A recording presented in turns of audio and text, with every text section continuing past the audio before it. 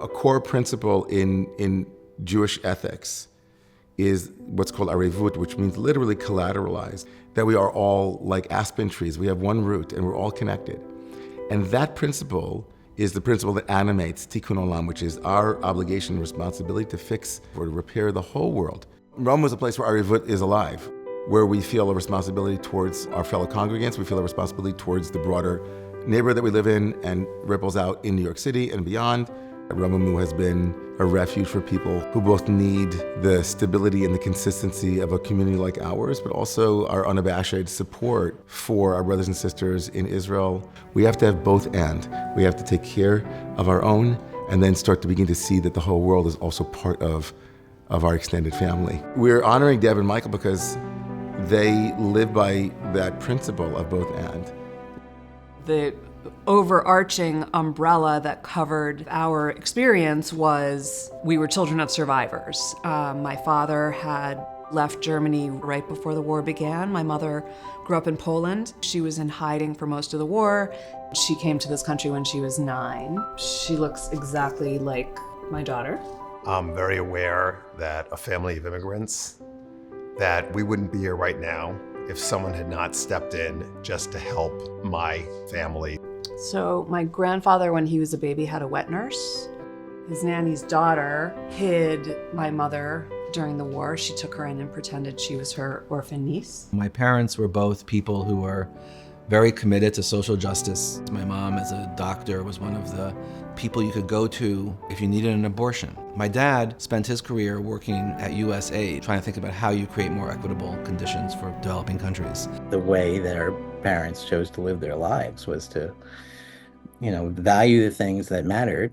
I moved from working with cities, trying to think about how you ease the flow of migrants, to working with national governments, creating systems for markets to work more equitably. My goal is to have simple ideas that can change people's lives, that are accessible for people who don't need to have a fancy education. I had been raised on these stories of my mother liberated by American soldiers who came in and saved everybody. And this vision of what we were now in the world was what I really wanted to write about. And so created a show about an embassy where we could look at what it means to be out in the world, trying to be the best of what America is. It was very clear early on that they were very well matched, very evenly matched. When they met, their very first conversation was about what they were going to name their kids. Deborah and I moved back from Los Angeles with 7-week-old Ellie in tow. And one of the first things that we did was to find Romemu. Coming to Rome immediately felt like home. It was this rabbi who had come from this Orthodox tradition, and Chassidut swirled in, and Buddhism swirled in, and meditation, and had managed to come out of it with this incredible way to make spirituality accessible. Romemu is exactly what I was hoping I could find, which is a version of Judaism that I could connect to. Our kids feel like they grew up there. They both had bar mitzvahs there, which were incredible. And I think for the two of them to be the role models to their children is an amazing example of what it is to have this profoundly loving community and loving family with a complete and total commitment to seeing human flourishing everywhere. Their generosity that enabled us to have Victor and Blanca and Erica and the whole team is a perfect embodiment of the way they are. About 5 years ago, when the US government started rounding up undocumented people and putting them in detention centers, a friend of ours was helping a woman who was being pursued by ICE and had taken refuge in this church with her children, and she couldn't leave the church. I said, look, if there's anything that we can do, I'm happy to help. When they first got here, Erica and her family needed a lot of medical attention. We started off just with getting them clothes. The kids needed glasses. And then the next level was trying to find them an apartment and an actual place to live. And managed to, against every odd in the world in New York, we moved them into this apartment. The next and key piece of the puzzle was employment, was finding jobs where they could go every day and earn a living, which is what they desperately wanted. So I went to my brother I said, I have 3 adults.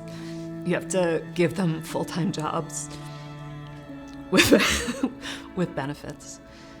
They started working at Romamu. They helped clean the building. Erica's brother-in-law, Victor, turned out to be a really experienced building manager. And all of a sudden they say, okay, come and start working with us. They were very warming, they're very helpful. They're very interested on what was the situation. I think Romamu saved their lives, quite literally.